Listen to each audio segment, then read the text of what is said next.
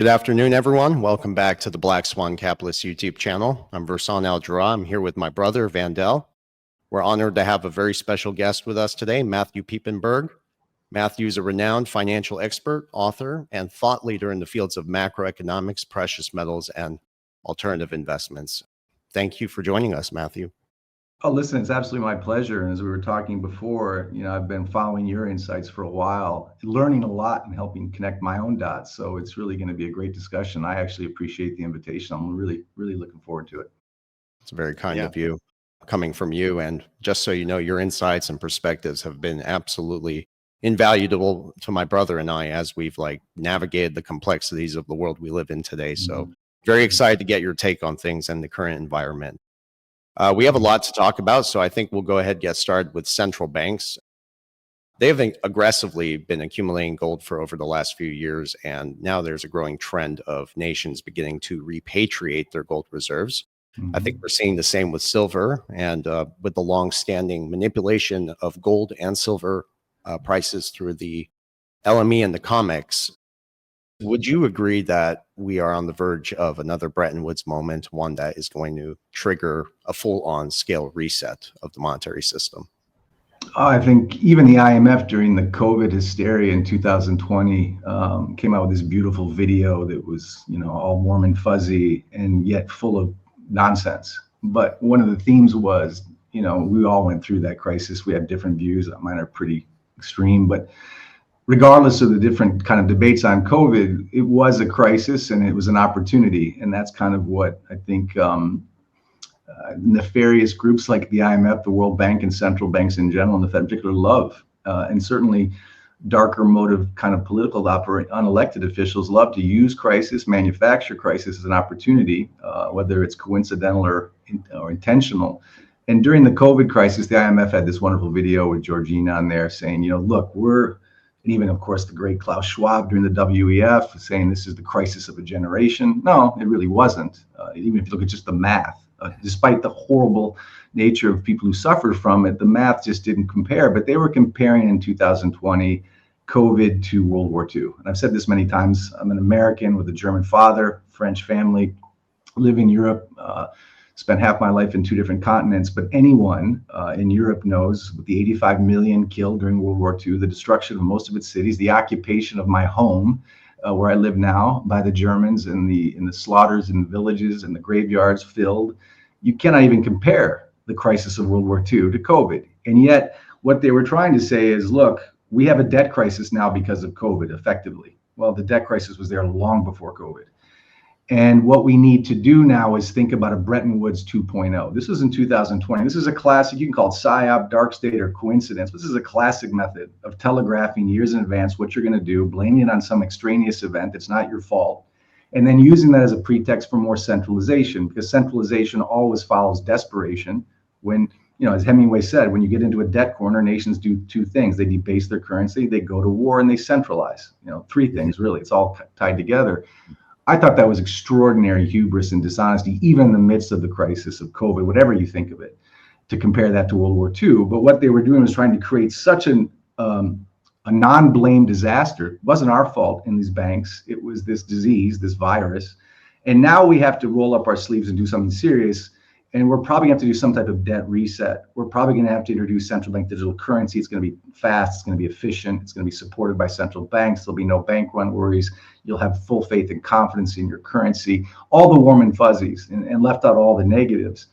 And so I do think that telegraphing back in 2020 is very much a train that's inevitably heading in our direction in different forms and permutations and evolutions.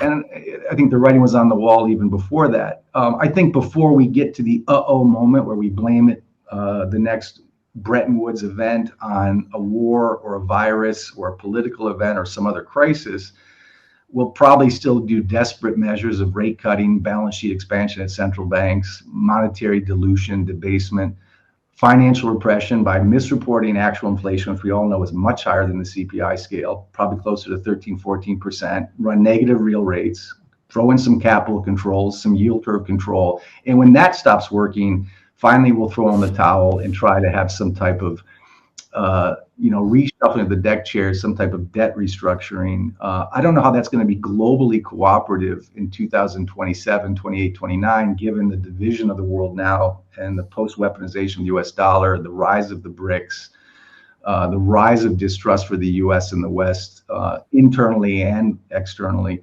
So it's a long answer, but yes, I think central bank digital currency and some type of reset is on its way. I can't predict when. I think before that time, they're going to continue to use their old tricks. We've expanded the money supply by 7x in 20 years. That's just adding water to the wine of our currency, diluting it, inflating away our debt. It's the oldest trick in the book for trying to inflate away debt.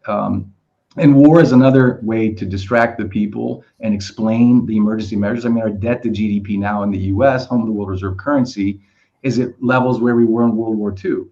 So where's the war? Where's the crisis? The crisis is a debt crisis, and the crisis is a spending crisis. The crisis is a political crisis, but it's nothing close to World War II, but yet we're running deficits like we were during the great, the most cataclysmic event of human lifetime. And so that just tells you how bad the debt levels are and how high the desperation levels are. And, I want to I just wrote an article on U.S. Constitution as a lawyer, and I know all the lawyer jokes, so I'll just say it. But I went to a decent law school. I spent 3 years studying the Constitution, not just the 1L course. And I was thinking about this, not to get into the weeds of constitutional law, as all kinds of debatable, bendable concepts in the U.S. Constitution. One thing that's not debatable about our founding fathers, all flawed men, by the way, dead white men, many of whom owned slaves. We're not trying to just say unilaterally they were all, but they weren't stupid. There's one thing they weren't. And one thing that was not debatable about the U.S. Constitution was it was designed with one premise in mind. The founding fathers feared predatory governments, and they didn't trust human nature, and they didn't trust government. So they created this Constitution and the checks and balances within it to protect the governed from the governing. And this was in 1789, after the Declaration of Independence. And there's lots of things in the Constitution that are subject to debate, but the premise is not. And the one thing that also was very clear, unlike the 8th Amendment or the 14th Amendment or what is liberty, because certainly it didn't include everybody, but one thing that was very clear in that document, in Article 1, Section 8 and 10, was that our money would be measured in precious metals, gold and silver. Very unequivocal, very clear. And the reason was very simple, because at that particular time in U.S. history, the French across the pond were just basing their currency just like we are today. They had QE 1, 2, 3, and 4, and they called it something else. They had the John Law era of 1720, where they tried modern monetary theory back then. And they were worried that if they didn't have a monetary chaperone, a precious metal chaperone on our money, that what would happen is human nature would step in. They'd find ways to replace real money with paper money, and paper money would give politicians temporary prosperity, but lead to the permanent ruin of the currency, inflation, social unrest, and tyranny by the government.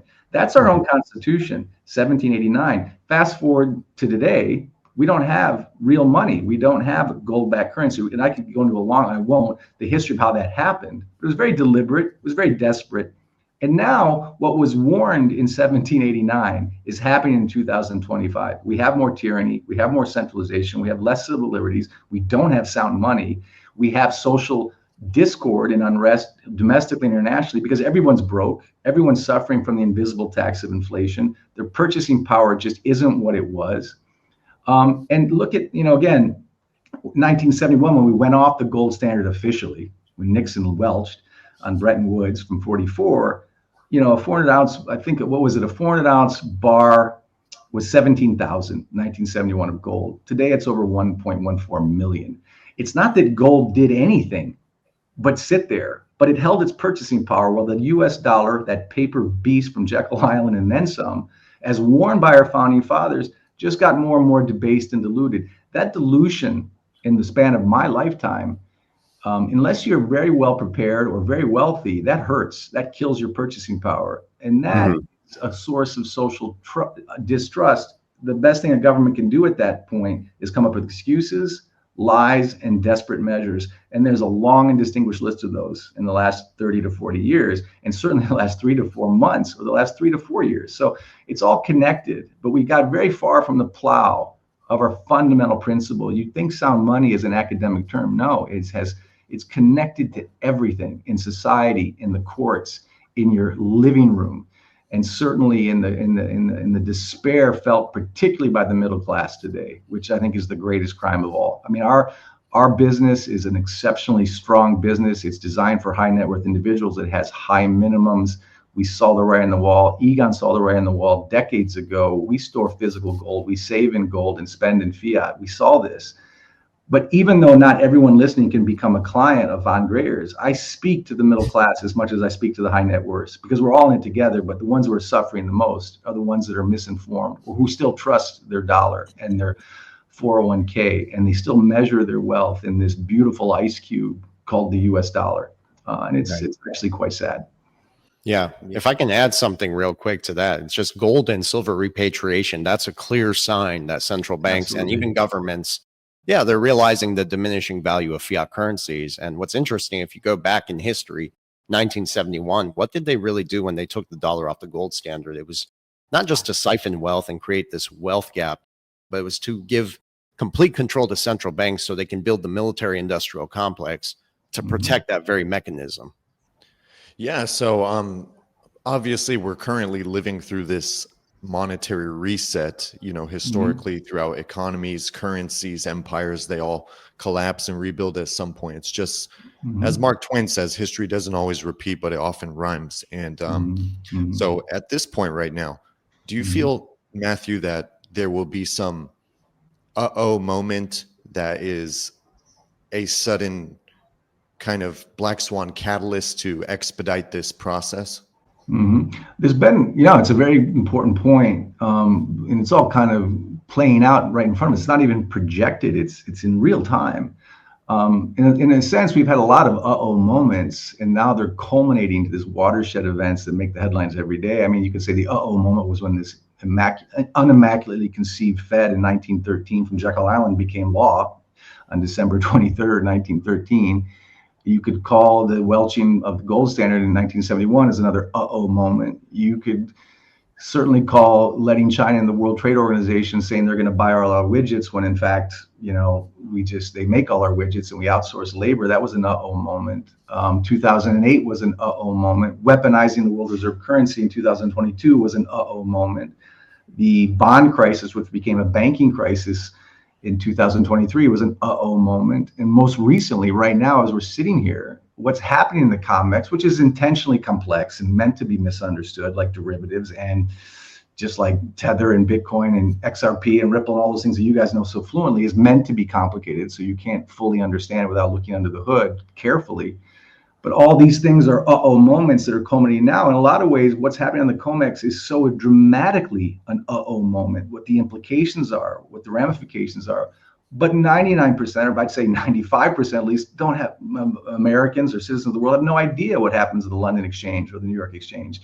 And it takes a little time. But in simplest terms, what we're seeing is countries are getting their shovels ready before the snowstorm. They're taking gold and silver out of the COMEX at record-breaking levels. It's called stand for delivery, open interest. It gets wonky. Again, the COMEX, without trying to explain it to everyone, some people have very sophisticated understanding, some have no understanding. The COMEX is not a gold storage place. It's a credit market. It was designed in 1974 by young Leo Malamud and Alan Greenspan and Milton Friedman to basically allow unfettered leverage on precious metals. Not long after we went off the gold standard, no coincidence, just a few years later, so that you could have a handful, 8 to 11 bullion banks and big players using massive turns of leverage to go short, bet against gold and silver's natural supply and demand to keep a permanent boot to the neck of gold and silver. Why? Because if gold and silver rise too quickly, that makes the US sovereign currency look very embarrassed. And that game worked almost an entire generation, certainly during my lifetime. What's happening now is instead of rolling over those contracts and continuing that legalized price fixing on the COMEX, counterparties are no longer rolling over for free. They're doing what's called stand for delivery or taking open interest. That means they're taking physical delivery of their gold and silver. Why? It's not because of arbitrage. It's not because of tariffs. It's not because of logistics. I'm being very clear. It's because they're trying to get their gold and silver back within their own zip codes because they see the snowstorm coming, the avalanche of currency debasement, the distrust of the US Treasury and the weaponized US dollar from an over-indebted issuer that doesn't even beat inflation. They see change, not the end of America, not the end of the world, not even the end of the world reserve currency status, even the petrodollar for now. But they see this melting ice cube melting, and they're stacking that old pet rock, that analog dead asset, physical gold and silver, because it's a better tier one asset. Even the BIS tells us this. It's a better strategic reserve asset than an IOU from an over-indebted Uncle Sam who's exported his inflations for generations to the rest of the world and has gone too far. The debt levels have gone too far. The IOU distrust has gone too far. And when on top of that, they weaponize this thing in 2022, it's game over. That was a seismic shift. And whatever you think of Zelensky or Putin, whether one's a freedom fighter and one's Hitler 2.0, that's a rabbit hole for hours of debate. But I think it was very clear that was probably one of the stupidest decisions ever made in the history of U.S. State Department in weaponizing a neutral reserve asset. Obama didn't want to do it in 2015. Keynes said not to do it. Robert Griffin came to our conference in the 60s, says, don't go there. But we did. And as a result, we've created a massive distrust, and the exponential rise of countries settling or trading outside of the US dollar, the exponential rise in countries looking to trade outside of the petrodollar. What's happening, and we can get into the weeds on, is a clear sign of distrust and a clear sign that the world is changing from a monopolar US Fed dollar-led economy, global economy, to a multipolar and in many ways multi-dysfunctional new disorder. But it's changing. It's changing. And so the next 10 years will not be at all like the last 10 years. It's already the last 10 minutes are different than the next 10 minutes. It's happening so quickly. So, Vendel, to your question, the uh-oh moments are here. The uh-oh moment is what Schumpeter and von Mises and Thomas Jefferson and David Hume warned about in the 18th century. You can't solve a debt crisis with more debt without debasing the currency to do it, to monetize that debt. And that affects everyone. It's been slowly poisoning the middle class and the man on the street. It's been slowly stealing from them, death by 1,000 cuts, because the compounding effect of inflation is debilitating. And wages aren't keeping up with that theft. So it's already happening. And we have 6 million Americans now defaulting on mortgages. Mortgage applications are down 63% year over year. You've got 13-year peaks in small business bankruptcies. Again, you've got a guitar player in Farmville, Virginia, hitting hundreds of millions of hits because he's singing to the middle class about my dollar ain't worth X, and I'm taxed to no end. This guy's Oliver Anthony's a freaking he's a symbol of the suffocating working poor that used to be the middle class. And yet, even for high net worth clients who continue to measure their wealth in SPAC returns or private equity, that most of which they can't get liquidity on, they're running around family office conventions trying to find another sucker to buy their illiquid investments. And even Harvard University, where I went, has a $60 billion endowment. They can't spend the money because they can't get liquidity. So even at the high end of the spectrum, they're still thinking like 20 years ago or 10 years ago. They're still thinking in conventional terms. They're still measuring the bulk of their wealth in this beautiful fiat paper money ice cube. And it astounds me, as someone who was a CIO and a managing director of a family office, it astounds me that you're still measuring the 99% of your returns in fiat money, and you're not seeing that. It doesn't mean you go 100% into gold, doesn't mean you do 100% anything, but you have to have insurance on your currency because your government and your constitution has been muted, your constitution has been killed, sound money was killed, and your government isn't telling you the truth because they can't.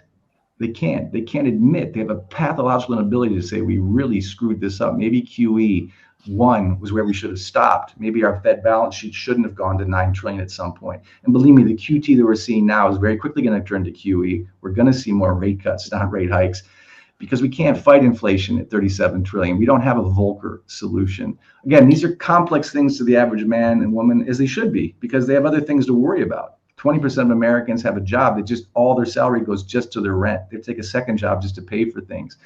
So, of course, they don't have time to get into the weeds of central bank policy, monetary malfeasance, criminal negligence by our politicians to stay elected by printing money to buy temporary prosperity.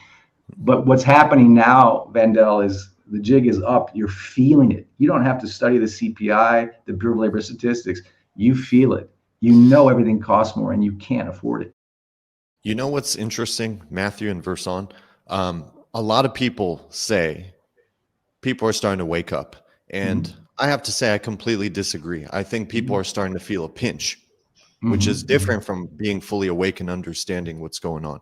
Yeah. They're feeling something's wrong. Things are not working out here. My buying power is declining. I'm working so hard, 2-3 jobs just to get by.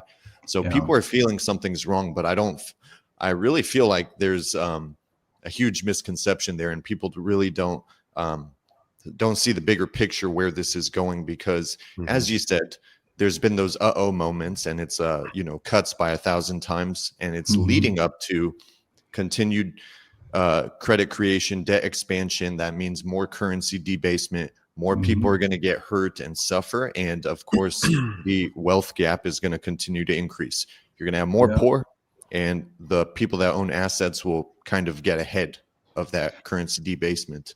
But that's interesting, Matthew, because they're building, as they've been net buyers of gold since 2009 and still accumulating at records globally. They're still simultaneously building this framework and infrastructure for blockchain technology, central bank digital currencies, and rebranding it to stable coins and all this stuff going on. Do you think this is as in preparation for the high unemployment that's going to come with all these technological convergences in the future? Yeah, I mean, these are really, preparing? you've made so many good points there, and I want to address them. The first point, you're right. A lot of ways, they don't necessarily feel more informed; they feel more pinched. And as we talked about before this interview, it's kind of sad because I think the vast bulk of Americans or citizens of the world are good people. They don't pathologically come up with excuses and dishonesty and misinformation. They trust their governments. They trust what the mainstream legacy media, at least for a generation ago, and certainly up until now, was sacrosanct to them. And they just assume that someone's taking care of me and someone must know more than me. And they're being humble and trusting. And that humility and trust has been abused over and over again. That's the first thing. I think you make a very good point. I think you're right. They feel it. And in a sick, twisted way, I think negligent or nefarious governments who have a will to power that would make Nietzsche blush, because their real purpose for many of them, not all of them, is re-election. That's it. And power. And that's it. And certainly John Kennedy wrote about this in Profiles in Courage. It's really not about public service. It's about self-interest at the highest levels. That in and of itself is debatable. I think it's fairly obvious. And so to your point, many people don't see that. They just trust. And that's actually sad. That's being taken advantage of. And then the classic idea of divide and conquer. You can separate society on immigration issues, transgender issues, sexual issues, race issues, religion issues. Just split us apart in every possible way. I've never seen so much discord, disunited on just about any issue you can come up with, from Instagram to Facebook to what's happening to the Zerrissenheit, as Wittgenstein would say, in our culture. So I think that's a very, very good point. And I think you're clear. In terms of, the central banks, even the BIS, the writing's been on the wall. By the way, since we weaponized the world reserve currency in 2022, which was a disaster, central banks were buying about 118 tons of gold. Now it's 290. That's no coincidence. They lost trust, and they see the writing, as we talked about at the very beginning. And they're stacking their nuts for the winter like a squirrel would do. They're getting those snow shovels ready for the avalanche. In terms of the stablecoin, crypto, XRP, Ripple, Tether, by the way, the stuff that you guys have informed me on, and folks like you and Luke Groman and Francis Hunt have really helped me at least try to connect my own dots. I don't pretend to have an insider knowledge outside of DC or any kind of political insight, but it makes a lot of sense, to your point, what's being prepped for, what's happening. But I think, and this is something I really like to get your insights on too, I think we have to step back. When I'm looking at what's happening in the digital ledger technology and the whole move towards stable coins and Bitcoin, and what's happening with these ISO compliant protocols, and what's happening with these NSA alumni who kind of created this beast in 2001, long before Bitcoin became a reality in 2009, and the Tether Bitcoin pair trade and the new oil of Bitcoin, the strategic, all these things are fascinating to me. When I step back, before I even look at that, you guys, I look at certain paradoxes. I call it the Trump paradox, the Larry Fink paradox, the Voorhees paradox. I mean, remember, Just a few years ago, Trump thought Bitcoin was a scam.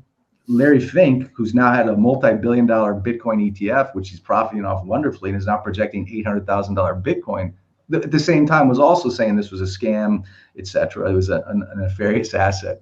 And then you had guys like Voorhees, a very eloquent pro-Bitcoin investor, very successful investor, saying, I'll tell you one thing. I know one thing why I love Bitcoin, because I don't trust my government. I don't trust the banking system. I want to be outside of that centralized lie. And yet I can't think of anything more centralized, more political, and more headline making right now than crypto in general, meme coins and Bitcoin in particular. And so that to me is a paradox that I still haven't gotten a good answer on until I try to connect my own dots, rightly or wrongly. The other big paradox is that the Constitution paradox. Fine, we saw how gold was destroyed from the Constitution, neutered, destroyed, killed, murdered. But at least the Constitution still has a vestige in some sovereign currency, a greenback, a paper currency.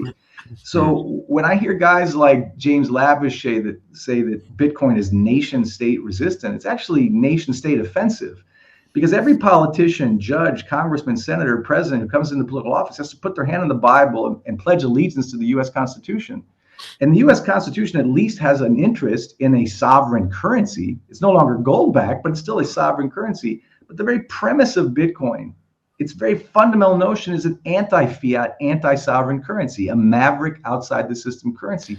How on earth did that become part of the Loomis bill or a strategic reserve or an executive order? Again, I have my theories, but it's certainly, before we even get into this, it certainly looks and smells a lot like, to me, nothing makes sense. And so when you get back from that 30,000 foot paradox and the tokenization, the digitalization of all things, which you guys have done such a masterful job of explaining to me and many others, you go from the tokenization and the digitalization of all things, which we can get into the weeds on, to really what is centralization to me. It's really a programmable, trackable, seizable new technology masquerading as something efficient, wonderful, magical, and safe. And again, and you guys can chime in, because I know such a superficial grid you, but I look at the Bitcoin Tether, CBDC wolf in sheep's clothing, because really Tether is it's just CBDC not from the two-tier banking system, but it's still very much tied to the U.S. Treasuries. And a bubble in Bitcoin is a pair trade with a bubble in Tether, which is one way to help sponge up that unloved U.S. Treasury that other central banks don't want to buy. They've been net selling since 2014. And I'm thinking of what Luke Gromen said about the new oil and Bitcoin and he's, by the way, a Bitcoin investor. He's front running this clearly. And he probably has more support for Bitcoin than I do. But he mentioned a book that came out after 2014, I believe, called The New Century, it was called Century of War. And it was, and what it basically said, and this is not a conspiracy theory, it's a fact. Sheikh Yamani said this, and he was there. And there was the Bilderberg conference in a Swedish island in 1973. And of course, Kissinger was there with the Shah of Iran. And they're saying, look, guys, we're the US.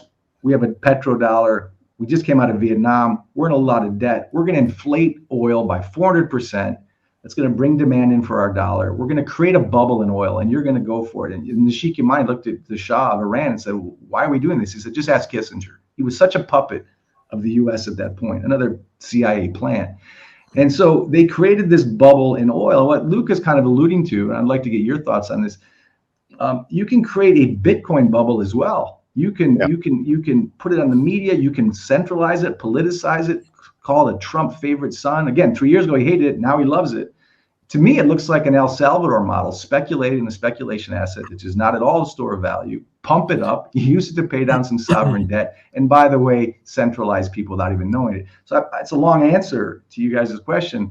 Yeah. I see a lot of really unhealthy, illegitimate dots in play, and no one seems to be asking, but wait, isn't Bitcoin supposed to be anti-dollar? Shouldn't the president, the Senate, the House be concerned about that in and of itself? And if they were making a bubble in NVIDIA, and members of the House and Senate had a stock position in NVIDIA, this would not be allowed to pump and deliberately front run a trade. That would be illegal. But because it's decentralized and it's Bitcoin and it's strategic, but they're pumping something, they're front running something. It is, to me, appalling. And yet I guess I'm just the only one who sees this because I'm so pro gold. It's so analog and pet rock and old fashioned. But as a constitutional scholar, it strikes me as insane. I just wanted to say I agree with Matthew. Actually, the whole decentralization aspect of Bitcoin is it's a Ponzi. That's the truth, okay? Because about 2% of holders control 70% of Bitcoin, Right. and in addition to that, it was initially the narrative was this will be this this libertarian financial movement outside Right. the banks. But it's so funny because now the same people that were um, that the same people it was designed to stay away from are now the ones adopting it. And it's so funny. It's centralized because every 4 years it has a great pump and a great dump.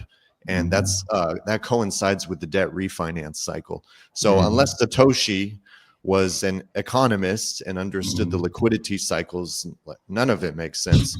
I think they're Right. stealing people's wealth and diverting attention from precious metals and a few select digital assets that have been chosen a decade ago. Yeah. Yes, I mean, We can get like into that later. XRP. Yeah, I like love to XRP. keep it short, but I think, you know, I've written so many papers on this and articles as well. But yeah, it's Bitcoin is certainly, there's a revolving door between Bitcoin, Tether, and the US bond market. And Yeah. it's, you know, Bitcoin is reaching these all-time highs because it's fueled by Tether's unbacked printing press, really. Right. And right. what you realize is this is actually a Ponzi within a Ponzi. And it's also a ticking time bomb disguised as a financial revolution. And everyone is touting Bitcoin and they're putting all this money into it. And the marketing that goes into it alone raises red flags. And also, like you said, BlackRock, Larry Fink, and Trump doing that 180 on it.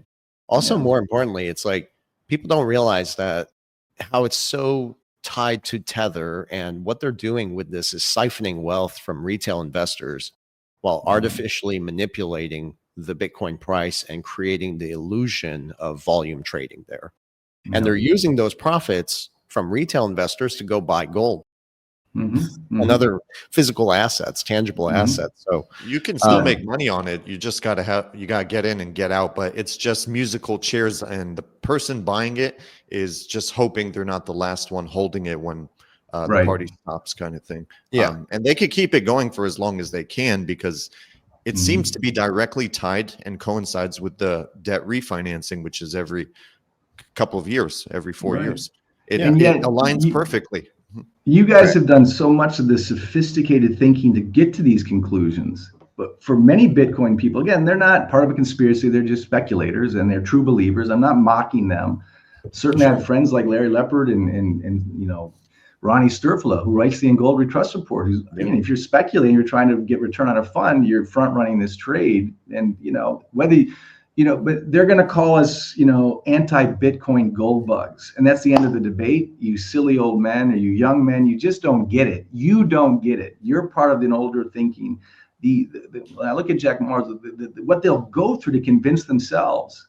I have no horse in the Bitcoin race. If I really trust it, you can still front run it. You know, I joked many times in all jest, all seriousness. I was in the dot-com bubble of the late 90s. I had a pre-IPO that was absolutely useless as an enterprise, but Goldman Sachs was underwriting it. They were pumping out the IPO. I got in pre-IPO. I had no illusions about the moral validity or the book value of this particular enterprise, but it made me extremely wealthy. I did not care. I don't care if you want to front run Bitcoin or XRP or however you want to play it, but stop calling it a store of value. Stop calling it digital gold.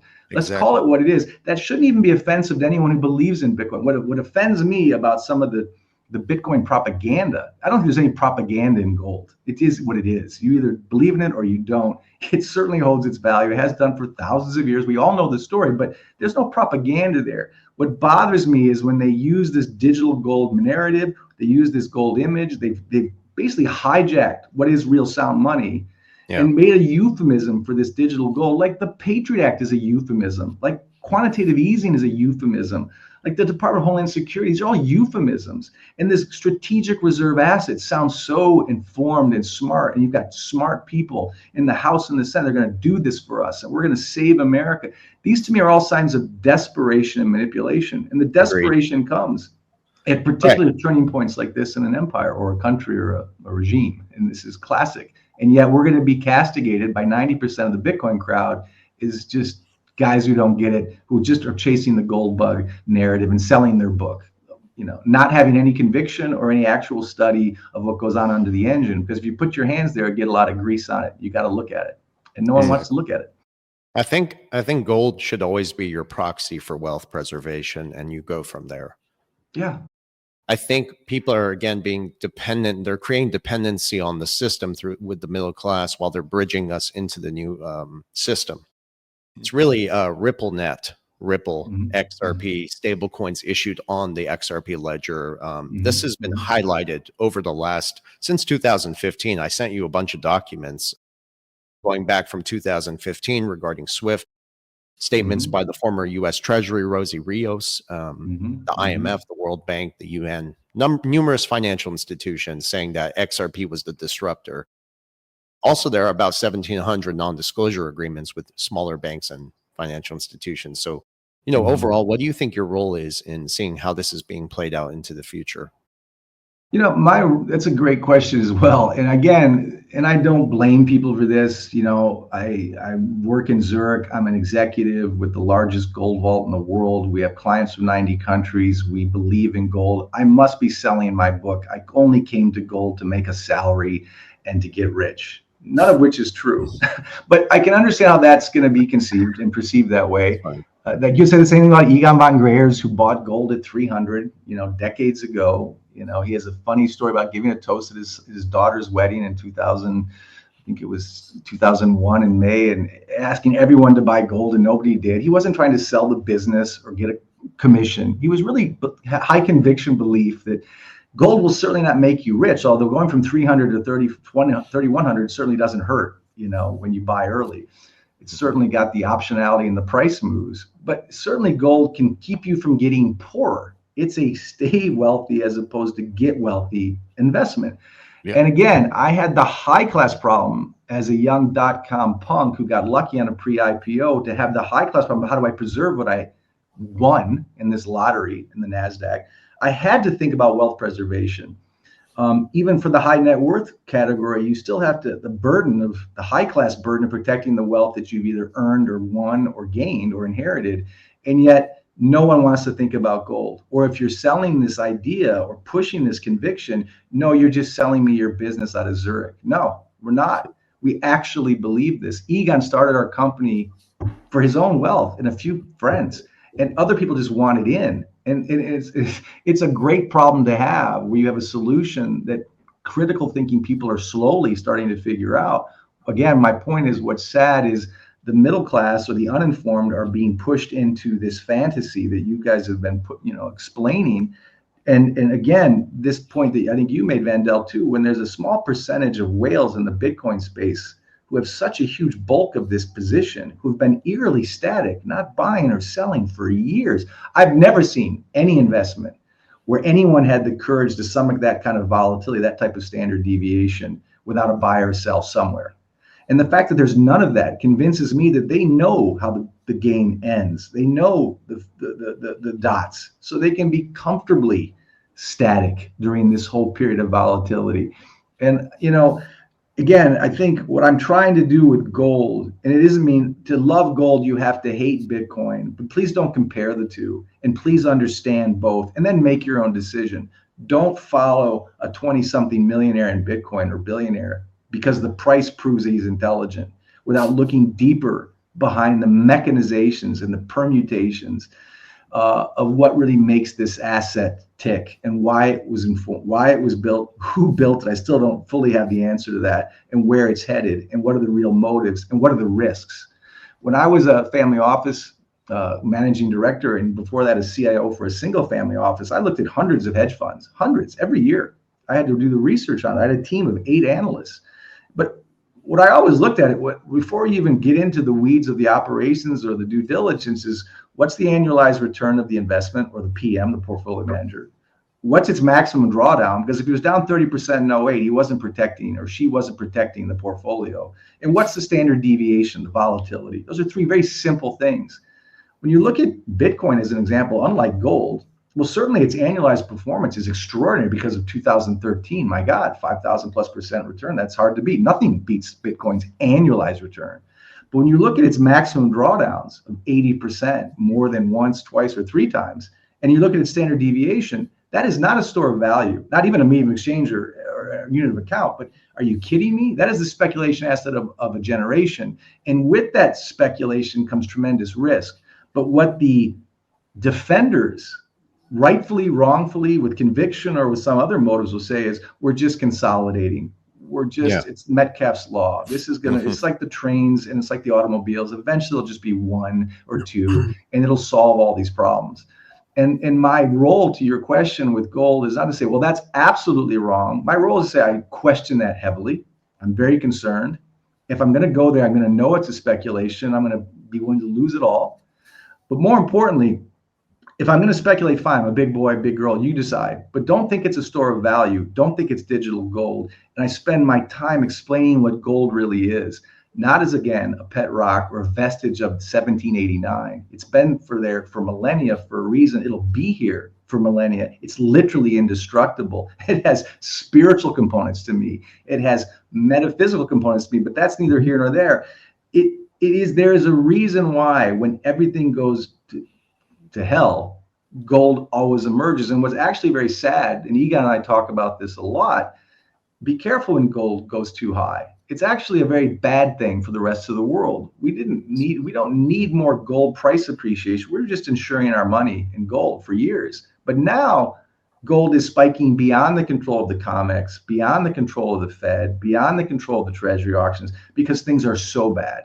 And when things get very, very bad, governments have a tendency to become very centralized, very dishonest. Civil liberties have a tendency to become truncated or masquerading as civil liberties under new emergency measures for your own good that are not for your own good. And again, I go back to our founding fathers. They warned of this 250 years ago, and we're living it right now, as all empires have done without exception. They usually last about 250 years, ironically. I mean, the Roman Empire did this with the denarius. It was all silver. They just chipped away at it until there was no silver.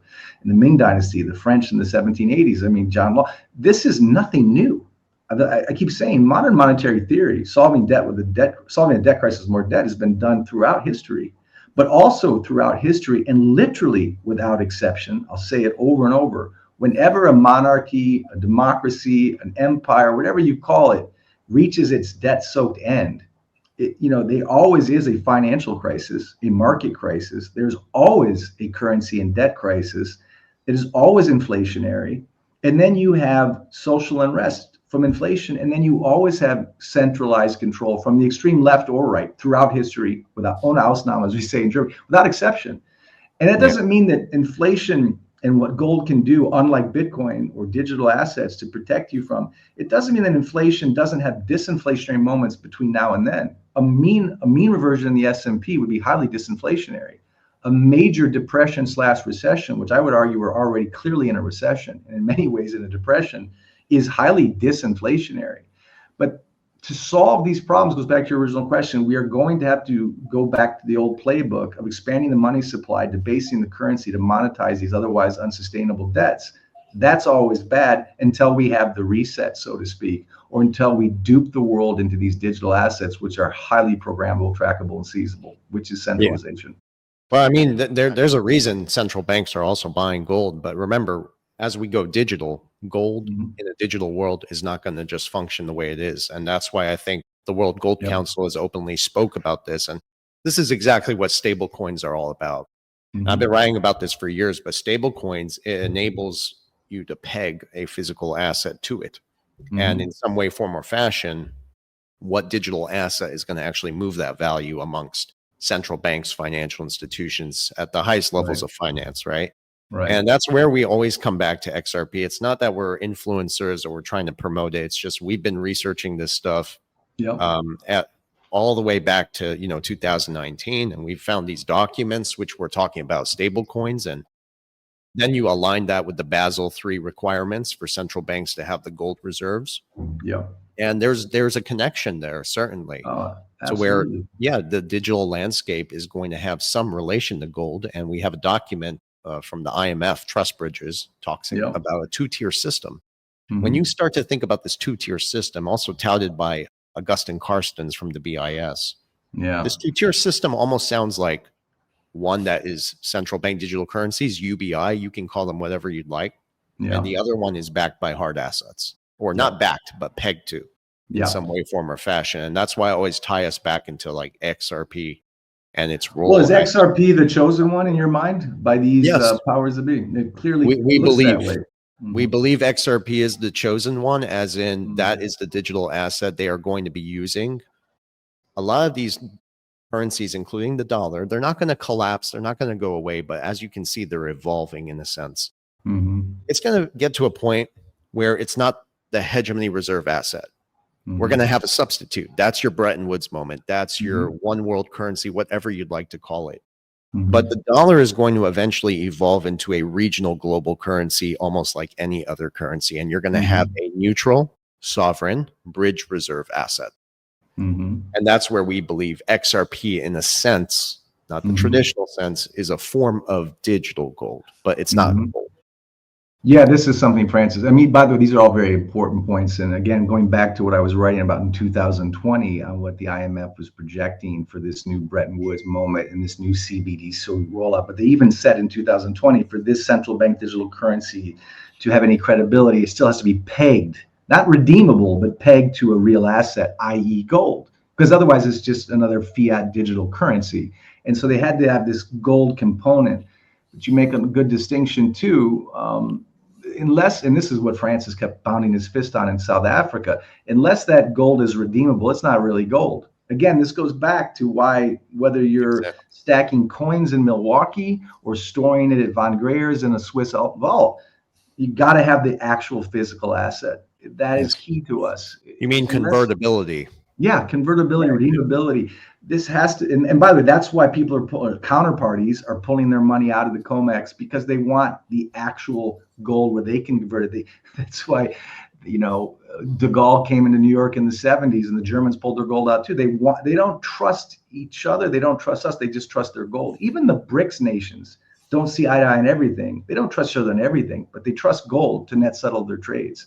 So again, as we go into the inevitable digital new normal that's coming, your points are extremely important. But again, my fear is, unless people take the time to do what you've done and look at these reports and look at these connections and see how this is very strategic, very pre-programmed in my view, and very sequenced from 2001 beyond by a very unique type of members and very unique type of population and the NSA, et cetera, you'll just think of this as too complicated or too kooky, when in fact it makes perfect sense. And again, and in terms of front running a trade, again, I'm not speculating anymore. I have the high class luxury of just trying to protect what I have. But what does that mean for XRP? What does that really mean for its price? What does that mean for Ripple? What is that? Because of the interoperability you guys have talked about so eloquently, and about that ISO 20022 compliant blockchain technology, which is the toll booth to everything digital and tokenizable, good, bad, and ugly. To me, tokenization is just like asset-backed securities of the last crisis. You can tokenize just about anything. Cross-border transactions, meme coins, SWIFT payments, whatever, interbank payments. You can also tokenize a bunch of crap, like CDOs and other things that were the weapons of mass destruction in 2008. Tokenization is just a different type of vehicle of the same old system. It's just a more modern version. It still can have all the same corruptions inherent to it. And that has me concerned too, but it's inevitable. Yes. I agree with you. I think, as a matter of fact, we talk about XRP a lot, but there's a sister to that. It's XLM, Stellar Foundation, and they're actually a nonprofit and just as scalable, just as efficient. But it seems to be they're working on this infrastructure for peer-to-peer, and it's a long game. I'm not saying it's going to unfold tomorrow. So it's XRP and XLM. But to your point, this future that they seem to be setting up for us, this dystopian vision that they have and they want to bring to reality.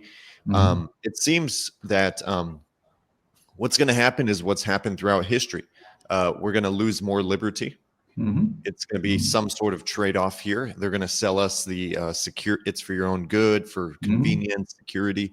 But as a result, a blockchain technology where tied to your digital IDs, tied to your social security, your information, all tied to your money. Everything will be on the blockchain. This tokenization aspect of things there's this huge misconception, in my opinion, that this is going to be a more decentralized world we're going to.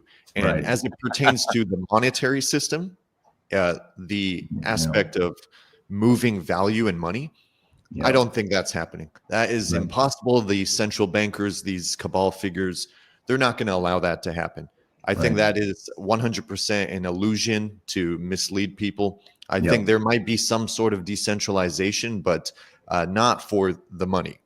Right. They're not going to let you go outside the door and, Mendel, you're going to get us in trouble.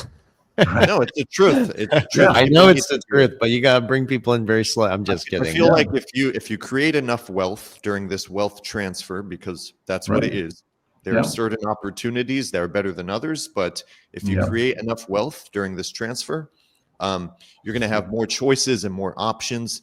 It doesn't necessarily mean you'll fully be outside the system. But if you have more choices and options because you have more wealth, you have a fighting chance to have a better life, and that's pretty much it.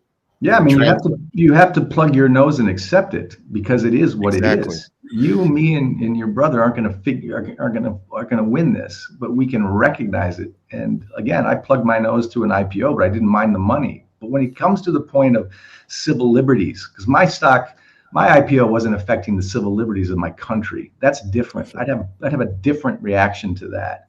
And that's why I have a little bit more skepticism, and I don't want to say disdain, but frustration with this cheerleader pom-pom. We're maverick, we're decentralized, we're anti-government, anti-bank, we're heroes. We're the new generation who understands better than you old hedge fund hudgy-fudgies from the 70s. You don't get it. That to me is very disingenuous or stupid. And that's going to upset, again, half of them. They're going to get, oh, that's fine. Stupid. I agree. But to your point, it is what it is. It is coming. And there are many who really don't care what it means for civil liberties. They can get a second house in Nantucket and a Porsche. They don't. They don't. You're right. And I think, Matthew, that's exactly what you said in the beginning. It's convenience. That's how they're kind of going to sell this to people. They're selling it through convenience. So again, being dependent on the system has bridged into a new one. And also, I'd like to add, we talked about this earlier, is that, I mean, the very definition by the World Economic Forum, own nothing and be happy. That is a tokenized economy. And I have to emphasize that again. Yeah. Because I think there is this delusion of grandeur that this is going to be a decentralized system when everything, first of all, goes through centralized authorities like banks and exchanges, which is just another arm for the banks to monitor your transactions, KYC. That's not decentralized. Maybe for gaming, you'll have some decentralization for your profile and avatar within a centralized system. Right. No, you're so, but yeah, every crisis presents opportunity, and that's the way we see it. Well, the ones creating the crisis make a killing cleaning up the mess. They always do. They always do. Very good point. Yeah. I mean, that's just the sad reality. I mean, you mentioned the military-industrial complex, et cetera. There are exceptions to. There are extraordinary central bankers like Martin, I think, maybe. There were exceptional presidents. Even you left or right. Truman had to raise taxes to go to war. He didn't just print money. And Eisenhower was a 4-star general who's helped with the Soviets to save Europe from fascism. Obviously a patriot, obviously a military man, was warning about the military-industrial complex right before Kennedy came in. And what did Kennedy do? He just destroyed the CIA. And what happened to him? I mean, these things are history. The people that are here to publicly serve, very, very few of them are truly good. Many of them, again, not all of them, and I don't know, and I can't give you a bio on every member, but the long history from ancient Rome to the French regime to the U.S., even the home of democracy, is full of very nefarious periods, from McCarthyism to social justice warriors today, with this guise of libertarians, decentralized freedoms. I mean, again, I don't know Michael Saylor I don't know. He might be a Boy Scout. I don't know. I don't really know Larry Fink, but there is something pathological and the type of greed. And I'm a capitalist, but there's something irrational about the kind of wealth inequality we have. It bothers me. And I'm all in favor of flying first class and having the nice new car smell and having frickin' polo ponies. Like, call me a hypocrite. But at the same time, there is a limit to what is really just. And there is a point where even the wealthy have to be concerned about wealth inequality, dishonesty, centralization, masquerading as liberty. whether that's in foreign policy, whether it's in monetary policy or domestic policy, what we're seeing, I see all the time, is just a veneer of credibility hiding a lot of nefarious dishonesty. And again, you have to be cynical, but not to the point where you're just fatalistic, but you also have to be critically thinking about these things. And my other point is, many people just, that's fine, Matt, you know, and there may be something really bad about all this crypto or all this centralization masquerading as decentralization, but I'm still going to make a lot of money on my trade. And, you know, I got a family to take care of, and I understand that. I really do. I just don't like it when you call that improvement, evolution, or certainly sound money or store of value or gold. It's just not. It's just not. Yeah. I mean, on our channel, we're always emphasizing the importance of physical assets, but we do explain and try to help people understand how to mitigate risk, but also take profits and invest in the technologies building the infrastructure. Because I think that's where it's a win-win. It's really fascinating. You're recognizing realistically the world you live in and the direction it's going, and you're agnostically yet with moral guideposts try and navigate people through that. I think it's fantastic. My job is very simple. It's really simple. You know, put gold in the ground, watch it store its value better than paper money. Whether it comes in a digital form or not, that pet rock analog asset still does for me and my clients what it's meant to do. But what you're doing takes a heck of a lot more sophistication and honesty, and really transparency. The very things that were supposedly pledged by these maverick altcoins years ago. But you know, you've got to understand the highway they're traveling on and how to navigate the on ramps and off ramps, and which cars are going to make it from destination. You know, you guys are amazing in that regard. Oh, well, thank you. That means so much coming from you, Matthew, because Mindell and I, we've been watching you for a long time. Well, I've been watching you for years. I tried to get in contact with you last year. I couldn't find your information. I'm just glad again. Because I was watching something you guys were doing last year. I sent an email to you on your contact form just saying, "Bravo, get in touch with me." So I'm glad Andy put us together. Somehow, both our inboxes are so full. But I mean, it's, it happens. Yeah. We're all trying to make sense of this. So and well, thank you so much, Matthew. I think we covered plenty of ground today. Do you have any last thoughts? You know, anything you want to share? No, listen, again, this is just a pleasure. It's a real swapping of ideas, and that's what I really enjoy. And I do it with people with whom I agree and disagree, but it's nice to have an informed conversation, whatever the topic, but especially this is very important. I think people have to, you know, as Kennedy said, there's something immoral about abandoning your own judgment. I've said that many times. People should ultimately make their own decisions.